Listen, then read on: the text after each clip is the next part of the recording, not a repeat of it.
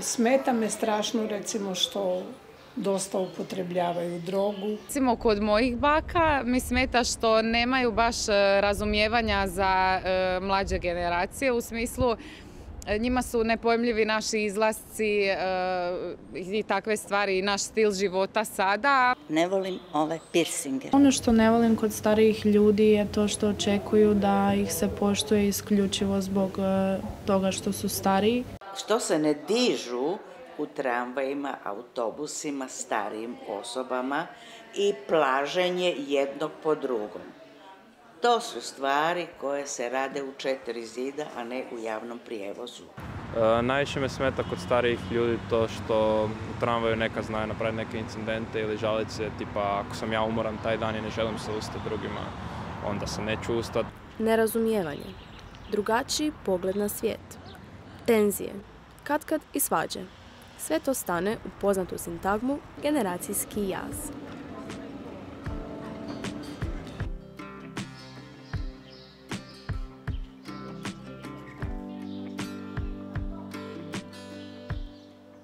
Otišli smo u dom umirovljenika, a kasnije razgovarali s mlađima.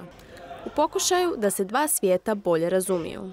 Recimo, oko vječne teme izlazaka. Izlazak je bio na večer do 8 sati i to pod strogom kontrolom roditelja. Nema, mila moja, malo dulje, malo kraće.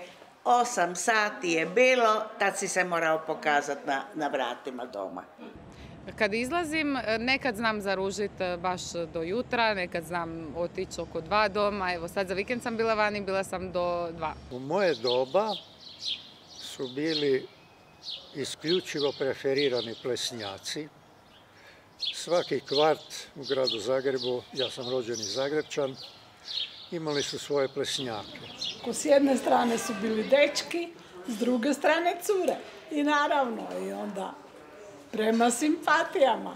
Kad je išao onaj koji vam se sviđao, srce je lupalo, naravno. I žene prilaze muškarcima i dalje je češće da muškarci prilaze ženama, ali ženama sad to nije neobično, niti mogu prići muškima i neće to biti čudno ni njima, ni drugoj strani. Muškarci su uvijek davali inicijativu, nisu žena, kakva žena, pa to bi bila velika zamjerka za ženu koja bi prva išla u juriš na dečka. Ne, isključivo muško.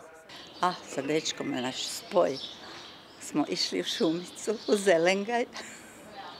Tu lijepo, to je bilo prekrasno, pa Tuškanac, pa šetnja Tuškancem, tamo do Dubravke i natrag. Tipa moj tipičan spoj bi bio odlazak u restoran na neku večeru uz neku bocu vina, lijepo, puštajuća atmosfera, neki razgovor.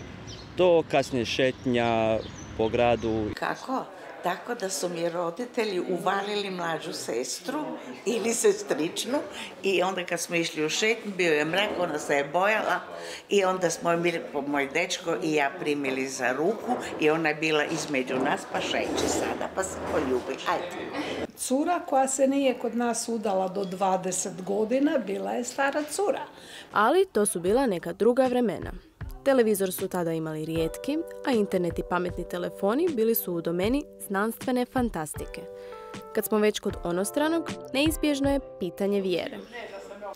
Čujte, vjerujem i jesam religiozna i ljudi vjeruju, a ta vjera im pogotovo dolazi do izražaja i skloni su joj kad su u nekim teškim momentima. Nisam religiozan, mislim ateist sam. To mi je nekako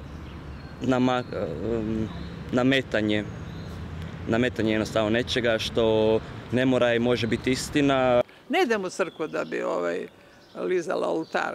Idem da se malo skoncentriram na samu sebe, da pomislim što sam krivo napravila, što sam dobro napravila. Danas je u porastu udaljavanje od nekih tradicionalnih religijskih institucija i strogih pravila koja ih obilježavaju i tako se i obilježava religioznost mladih ljudi danas. Znači više je selektivna i više je raznovrsna, što je također uzrok produbljavanju nekakvog generacijskog jaza. Vjerujem u Boga i vjera mi znači puno u životu, ali ne volim ići na mise, nego volim vrijeme provoditi u crkvi kad meni odgovara. Religiozna sam, idem na misu i sve, ali podržavam istospolne brakove. U vrijeme mladosti naših zrelijih sugovornika homoseksualnost je bila kazneno djelo. Sredinom 70-ih to se promijenilo. Pa ja ne znam, najprije sam mislila da je to bolest, a onda su me uvjerili da je to prirodna stvar, da je toga bilo u starim vremenima, da je toga bilo u svim vremenima i zašto se mi moramo svemu čuditi. Mene ne interesira što netko radi u 4 zida. To me ne interesira, ali podržavam brak između muža i žene. To je moj stav. Podržavam istospolne brakove zato što mislim da bi se svakog trebalo pustiti na miru da voli kog god želi. Zašto ne? Volite se, ako se voliš, se voliš. Treba se othrvati stereotipima i biti svjestan toga da su ipak neki drugi faktori značajniji u stvaranju različitosti među ljudima i u razvijanju konflikata od samog generacijskog jaza. Odgoj, sredina u kojoj obitavamo, sredina u kojoj smo odrasli, te običaji i vrijednosti koje se vežu uz tu sredinu.